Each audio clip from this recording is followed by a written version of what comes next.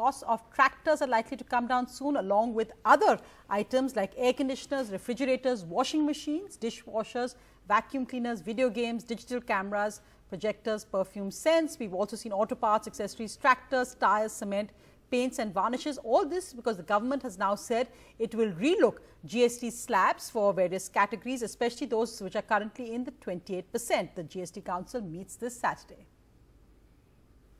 Digicams, dishwashers and air conditioners are some of the things that might become cheaper really soon, as the Prime Minister says that 99% of all goods should be taxed at the tax rate of 18% or less. This could be cleared by the GST Council as early as Saturday. Small businesses welcome this as it will boost sales and manufacturing.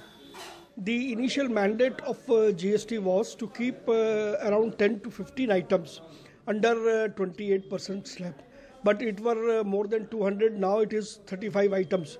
So therefore there is a urgent need of bringing down tax structure of around 20 items which are of general category nature and being used either by the industry as a raw material or consumer as a daily consumable.